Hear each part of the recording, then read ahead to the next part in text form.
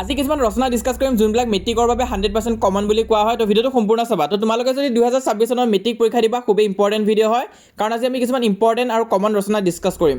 সব মেট্ৰিকত তোমালোকে এছে আৰু ৰচনা দেখিবলৈ পাবাই, ইংলিশ আছামিজ সাবজেক্টত আহিবই, আৰু তোমালোকৰ নম্বৰ বহুত বাঢ়িব যদি জানা। তো এনেতো আমি বহুতখন ডিসকাস কৰিম যি ৰিপিট হৈ থাকে, কিন্তু তাৰ উপৰি 4খন মোস্ট ইম্পৰ্টেন্ট দি দিম যোনখন তোমালোকৰ 2026 চনত আহা চান্স খুবেই বেছি আছে অসমীয়াৰ কাৰণে, আৰু ইংলিছৰ কাৰণে ঠিক তেনেকুৱাকৈ 4খন মোস্ট সিলেক্টেড এছে দি দিম যোনখিনি তোমালোকৰ 2026 মেট্ৰিক পৰীক্ষাত আহা চান্স খুবেই বেছি।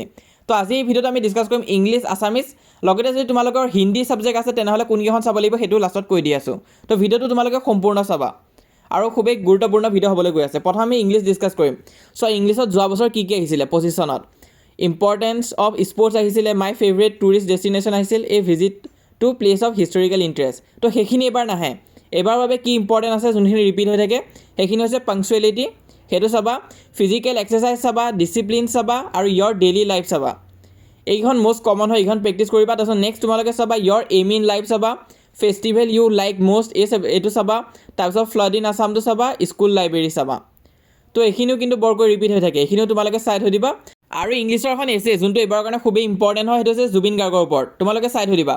জুবিন গাৰ্গৰ ওপৰত ডাইৰেক্ট নিদিলেও তোমালোকক দিব পাৰে ইয়ৰ ফেভৰেট ছিংগাৰ বা তেনেকুৱা দিব পাৰে কিবা, তো তোমালোকে লিখি দিবা।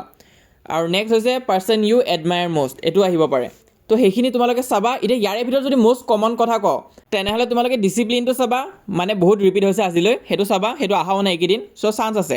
পাংচুৱেলিটিটো চাবা, আৰু life of a great men টো যদি সোধে তেতিয়াও তোমালোকে জুবিন গাৰ্গৰ এছেখনে লিখি থৈ আহিব পাৰিবা। আৰু 4 নম্বৰ হৈছে মোবাইল ফোন এণ্ড ইণ্টাৰনেট। তো আজিকালি কিছুমান অকণমান ট্ৰেণ্ডত থকা বস্তু দিয়ে, তো সেইটো দি দিব পাৰে। তো এনে সময় থাকিলে গোটেইখিনি চাবা, সময় নাথাকিলে এই 4খন চাই থৈ দিবা তোমালোকে। তো ইংলিছৰ কাৰণে আমাৰ হৈ গৈছে, এতিয়া আমি ডিসকাস কৰিম আছামিজৰ বাবে। প্ৰথম মই 10খনমান এছে তোমালোকক দেখাই ল'ম, তাৰপিছত তাৰে ভিতৰত ইম্পৰ্টেণ্ট বাছি দিম। তো আছামিজ সাবজেক্টত চবতছে বেছি ৰিপিট হৈছে আজিলৈ, সেইটো হৈছে তোমাৰ প্ৰিয় সাহিত্যিক, আহিয়ে থাকে প্ৰায়। নেক্সট হৈছে তোমাৰ প্ৰিয় গ্ৰন্থ, এইখনো খুবেই আহিছে। তাৰপিছত অসমৰ বানপানী, এইটো খুবেই ইম্পৰ্টেণ্ট হয়, মোস্ট ৰিপিট হৈয়ে থাকে। আৰু পুথিভঁৰাল, এই 4খন চাবা। তাৰপিছত নেক্সট তোমালোকে চাবা অসমৰ প্ৰাকৃতিক সম্পদ, আৰু তাৰপিছত তোমাৰ জীৱনৰ লক্ষ্য, এইটো আহি আছে। তাৰপিছত পৰিৱেশ প্ৰদূষণ, এইটো কিন্তু ইম্পৰ্টেণ্ট আছে এইবাৰৰ কাৰণে, চাবা। তাৰপিছত আছে দৈনন্দিন জীৱনত বিজ্ঞানৰ প্ৰভাৱ, এই এছেখনো তোমালোকে চাই থৈ দিবা, ইম্পৰ্টেণ্টে আছে, সেইখনো দিব পাৰে। তাৰপিছত নেক্সট তোমালোকে চাব পাৰা নিবনুৱাৰ সমস্যা, তো এখন 2023 চনত আহি গৈছে কিন্তু হ'লেও চাই থৈ দিবা। আৰু জুবিন গাৰ্গৰ এছেখন ইম্পৰ্টেণ্ট আছে এইবাৰৰ কাৰণে, এখন তোমালোকে প্ৰেক্টিছ কৰিবা।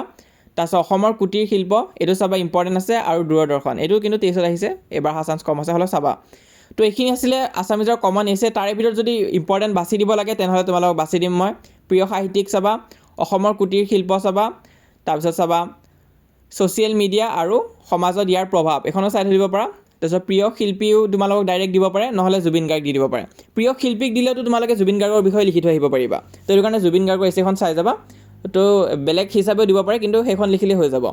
তো ইংলিছ আৰু অসমীয়াৰ কাৰণে এই 4খন তোমালোকে প্ৰথম প্ৰেক্টিছ কৰা, তাৰপিছত বাকীখিনি প্ৰেক্টিছ কৰিবা। এতিয়া হিন্দীৰ কাৰণে কি হ'ব, যিসকলৰ হিন্দী সাবজেক্ট আছে, তো চোৱা হিন্দীটো কি হয়, তোমালোকৰ 6 মাৰ্কৰ আহে।